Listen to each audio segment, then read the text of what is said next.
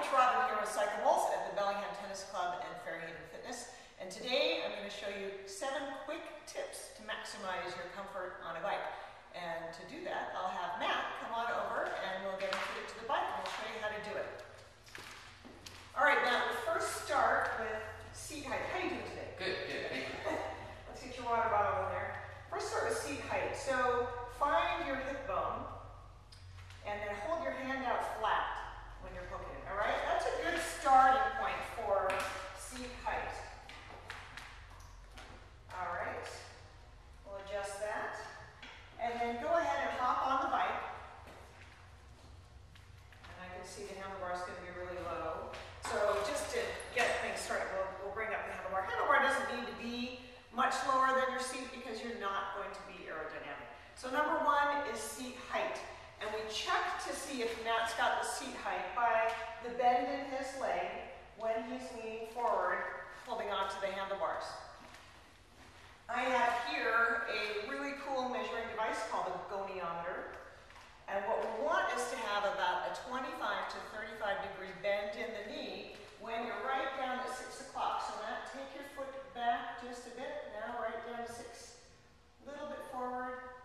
Right there is perfect. And I'm going to measure now to see if we're at the 25 to 35 degree angle.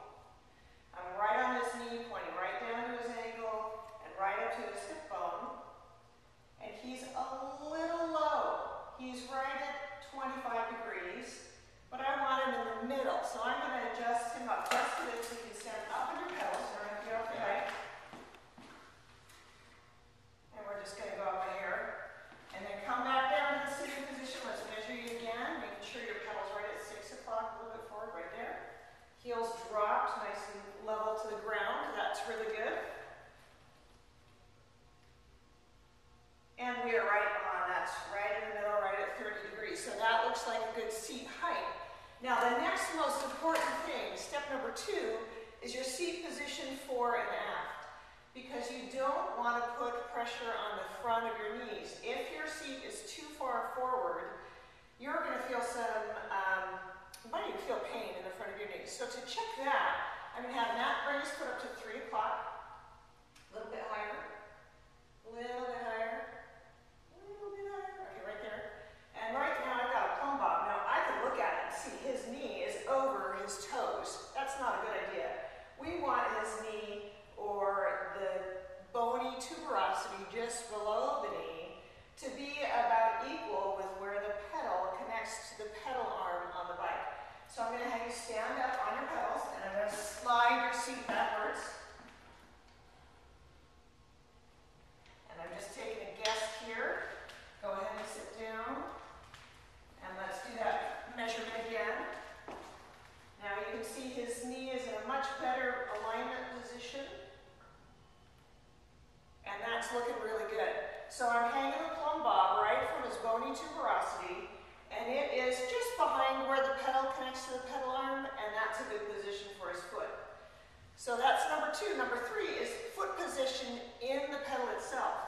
You want the widest part of the foot to be at about the point at which it connects to the pedal arm. So your widest part is right here, so you can slide your foot back just a bit. And then you want to crank down on the straps here. Or if you have cleats in your shoes, same thing, you want to be at or just in front of that place where it connects to the pedal arm, where the pedal connects to the pedal arm. That's number 3. So let's make sure both feet are in that position.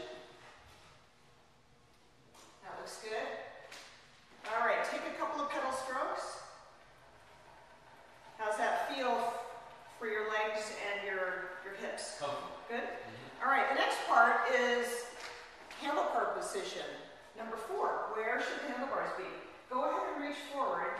Now Matt's got a bigger than 90 degree angle here.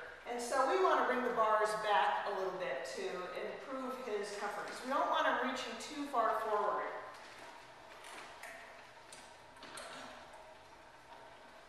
Now this is somewhat a matter of comfort. Go ahead and grab the bars.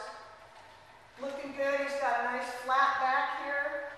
A nice 90 degree angle from torso torso to arm. All right, so that's number 4. Number 5, you want to make sure your arms have a slight bend. It's not all the way tighter. There we go. So slight bend. And then handlebar height, about the same height as your seat, or if you want to be in a more upright position, that's fine. You can raise the handlebars a little higher. There's no reason to be in a super aerodynamic position because we're not going anywhere. Yeah, we're not moving anywhere, right? Yeah.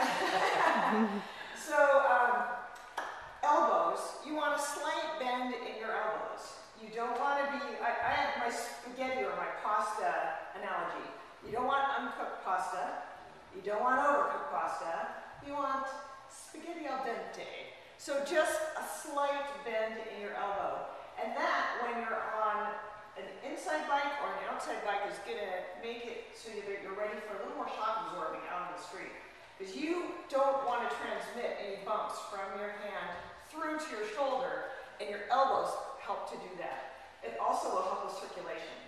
And then the last thing is wrist position. So see how you're cocked right here? I want you to roll your wrist out so you've got a nice straight line. There you go. So if you, and you can bring it in just slightly. Nice. If you keep a straighter line through your forearm to your wrist, you're going to have less problem with your hands going down when you ride, whether it's inside or outside. So you can use that position whether you're here in the bar, so go ahead and change to that position. That's right. See how your wrists are rolled forward a little bit rather than like that. Now, when you roll down, that's not good because you're putting a lot of strain right here in your wrist.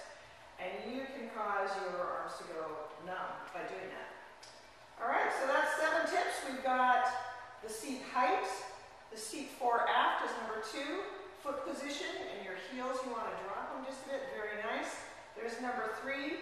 Number 4 is your handlebar height and position. Number 5, your elbows. Number 6, your wrists. And the last one that I forgot, there we go. Number 7 is where you sit on your saddle. So you want to make sure that your sit bones are back on the widest part of the seat, and that you are bending forward at the waist, not rocking forward with your pelvis. If you rock forward, that's not going to be very comfortable. So you want to be square in the seat